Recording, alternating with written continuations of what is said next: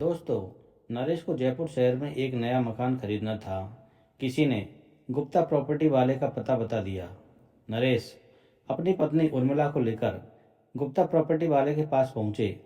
गुप्ता जी ने नरेश को मोहल्ले के भीतर कई मकान व फ्लैट दिखाए, पर नरेश को कम दामों में अच्छा मकान चाहिए था।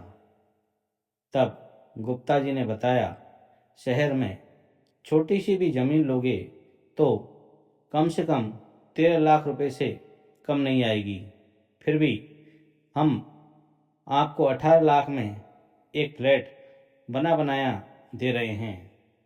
उर्मिला ने बताया, हमारे पास सिर्फ 16 लाख रुपए हैं।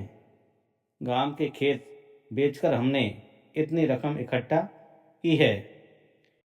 गुप्ता जी ने कहा, 2 लाख का और इंतजाम कर लो, क्योंकि जिनका फ्लैट है वह मजबूरी में 18 लाख रुपए का फ्लैट बेच रहे हैं। उर्मिला और नरेश वापस अपने किराए के कमरे में आ पहुंचे। सारी रात कस्में चलती रही। आखिर 2 लाख रुपए का और इंतजाम कहाँ से होगा। उर्मिला ने अपने पति से कहा कि क्यों ना हम सीधे फ्लैट वाले मालिक के पास चलते हैं। गुप्ता जी से कोई बात नहीं करेंगे। नरेश ने उर्मिला की बातों की हाँ में हाँ मिलाई और सुबह जाने का निर्णय ले लिया।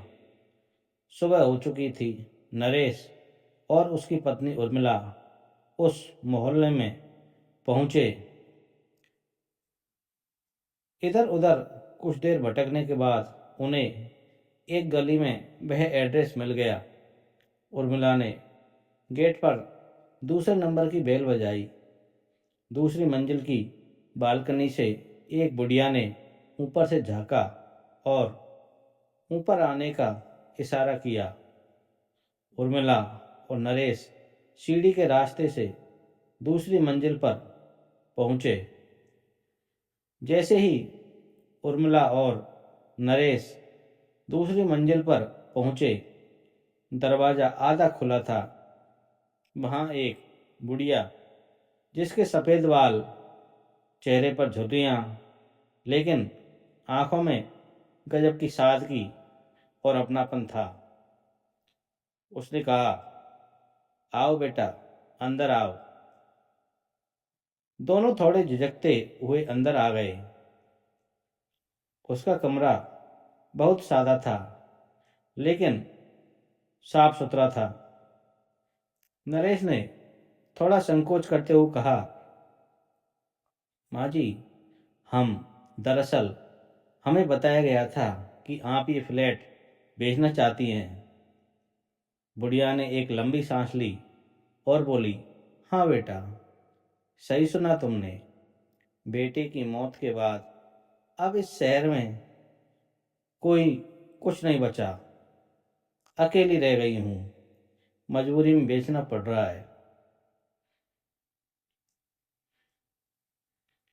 उर्मिला ने धीरे से पूछा, गुप्ता जी बता रहे थे 18 लाख में देंगे, लेकिन हमारे पास सिर्फ 16 लाख ही है माँ जी। बुढ़िया कुछ पल चुप रही, फिर मुस्कुराकर बोली, अगर तुम इस घर को घर बनाना चाहते हो तो 2 लाख की बात छोड़ दो। मैं तुम्हें इस फ्लैट को 16 लाख में ही दे दूंगी। बस आपको मुझसे एक वादा करना होगा।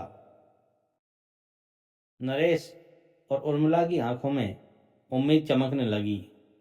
नरेश ने पूछा, कैसा वादा माँ जी?